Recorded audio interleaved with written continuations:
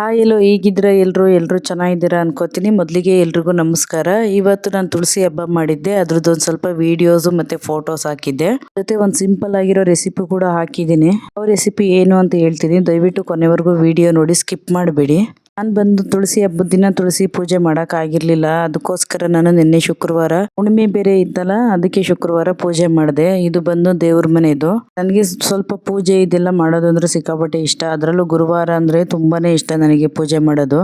ಇವಾಗ ನಾನು ಏನ್ ರೆಸಿಪಿ ಅಂತ ಅದಕ್ಕೆ ಏನೇನು ಇಂಗ್ರೀಡಿಯೆಂಟ್ಸ್ ತೋರಿಸ್ತೀನಿ ಬನ್ನಿ. ಫಸ್ಟ್ ವೀಕ್ ಮುಂಚೆ ಮೊಸರು ಗೊಜ್ಜರ ವಿಡಿಯೋ ಮಾಡಿಟ್ಟಿದ್ದೆ, ಆ ವಿಡಿಯೋ ಇದು. ಏನು ಇಂಗ್ರೀಡಿಯೆಂಟ್ಸ್ ಬೇಕು ನೋಡ್ಕೊಂಡು ಬರೋಣ. ಮೊದಲಿಗೆ ಕೊತ್ತಂಬರಿ ಸೊಪ್ಪು, ಹಸಿಮೆಣಸಿನಕಾಯಿ, ಅರ್ಧ ಲೀಟರ್ ಮೊಸರು, ಜೀರಿಗೆ, ಮೆಣಸು ಅಷ್ಟೇ ತಗೊಂಡಿರೋದು. ಜಾಸ್ತಿ ಇಂಗ್ರೀಡಿಯೆಂಟ್ಸ್ ಬೇಕಿಲ್ಲ. ಇದು ಬಂದು ಅರ್ಧ ಲೀಟರ್ ಮೊಸರು ತಗೊಂಡಿದ್ದೀನಿ. ಅರ್ಧ ಲೀಟರ್ ಮೊಸರಲ್ಲೇ ಆಲ್ಮೋಸ್ಟ್ ನಾವು 4 ರಿಂದ 5 ಜನ ತಿನ್ಬಹುದು.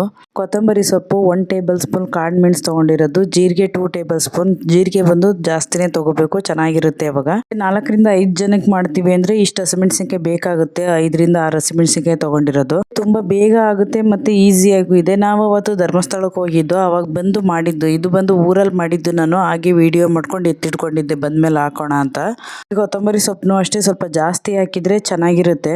ನಿನ್ನೆಯಿಂದ ಸ್ವಲ್ಪ ಕೆಲಸ ಇತ್ತು ಅಂತ ಹೇಳಿದ್ನಲ್ಲ, ಅದಕ್ಕೋಸ್ಕರ ನಾನು ಇಲ್ಲಿ ರೆಸಿಪಿ ಇದು ಹಾಕೋಕ್ಕಾಗಿಲ್ಲ. ಹಳೇದಿತ್ತು, ಅದನ್ನೇ ರೆಸಿಪಿ ಹಾಕ್ತಾ ಇದ್ದೀನಿ. ಒಗ್ಗರಣೆಗೆ ಆಯಿಲ್ ತಗೊಂಡಿರೋದು. ಇವಾಗ ಹಸಿಮೆಣಸಿನಕಾಯಿ, ಕೊತ್ತಂಬರಿ, ಜೀರಿಗೆ, ಮೆಣಸುಗಳನ್ನ ನಾನು ಹುರ್ಕೊಳ್ಳಲ್ಲ, ಹಾಗೆ ಹಸಿದೆ ನಾನು ರುಬ್ಕೋತೀನಿ. ಪಾತ್ರೆಗೆ ನಾನು ಎಣ್ಣೆ ಹಾಕಿ ಸಾಸಿವೆ ಹಾಕಿ ಒಗ್ಗರಣೆ ಹಾಕೊಂಡಿದ್ದೆ. ರುಬ್ಬಿರೋ ಮಸಾಲೆ ಹಾಕ್ಬಿಟ್ಟು 2 ರಿಂದ 3 ನಿಮಿಷ ಬೇಯಿಸ್ಕೋಬೇಕು. ಯಾಕೆಂದ್ರೆ ಅದು ಹಸಿ ವಾಸನೆ ಹೋಗ್ಬೇಕು ಅಷ್ಟೇನೆ, ಇನ್ನೇನಿಲ್ಲ. ತುಂಬಾನೇ ಕುದಿಸ್ಬೇಕು ಅನ್ನೋದೇನಿಲ್ಲ. ಸ್ವಲ್ಪ ಉಪ್ಪು ಹಾಕಿ ಆಮೇಲೆ 2 ರಿಂದ 3 ನಿಮಿಷ ಕುದಿಸಿದ್ರೆ ಸಾಕಷ್ಟೇ. 1 ರೌಂಡ್ ಮಿಕ್ಸಿಗೆ ಹಾಕೋತೀನಿ ಮೊಸರನ್ನ. ಯಾಕೆಂದ್ರೆ ಗಟ್ಟಿ ಮೊಸರು ಹಾಕಿದ್ರೆ ಅದು ಚೆನ್ನಾಗಿರಲ್ಲ. ಅದಕ್ಕೋಸ್ಕರ ಇದು ನೀವು ಡೈರಿ ಮೊಸರಾದ್ರೂ ಪರವಾಗಿಲ್ಲ, ಮನೆ ಮೊಸರಾದ್ರೂ ಪರವಾಗಿಲ್ಲ. ಇದು ಕುದೀತಾ ಇರಲಿ. ಅಷ್ಟೊತ್ತಿಗೆ ಪೂಜೆ ಹೇಗೆ ಮಾಡಿದೆ ನೆನ್ನೆ ಅಂತ ತೋರಿಸ್ತೀನಿ ಸ್ವಲ್ಪ. ಇದು ಬಂದು ನಾನು ಹೊರಗಡೆ ದೀಪ ಎಲ್ಲ ರೆಡಿ ಮಾಡ್ತಿದ್ದೆ. ಅವಾಗ ಸ್ವಲ್ಪ ದೇವಸ್ಥಾನಕ್ಕೆ ಹೋಗೋದು, ಪೂಜೆ ಮಾಡೋದು ಇದನ್ನೆಲ್ಲ ಸ್ವಲ್ಪ ನಂಬ್ತೀನಿ. ಯಾಕೆ ಅಂದರೆ ನನಗೆ ನನ್ನ ಜೀವನದಲ್ಲಿ ನನಗೇನೇ ಕಷ್ಟ, ಸುಖ, ಸಂತೋಷ ಏನೇ ಸಿಕ್ಕಿದ್ರು ನನಗೆ ದೇವರ ಕೃಪೆಯಿಂದನೇ ಸಿಕ್ಕಿರೋದು ಅನ್ಕೋತೀನಿ. ಯಾಕೆ ಅಂದರೆ ಯಾವ್ಯಾವ ಟೈಮಲ್ಲಿ ಏನೇನು ಆಗಬೇಕು ನಮ್ಮ ಲೈಫಲ್ಲಿ ಅನ್ನೋದು ಮುಂಚೆನೇ ಎಲ್ಲವೂ ಬರೆದಿಟ್ಟಿರ್ತಾನೆ ದೇವರು. ಅದಕ್ಕೋಸ್ಕರ ನಾನು ತುಂಬಾ ಬಿಲೀವ್ ಮಾಡ್ತೀನಿ.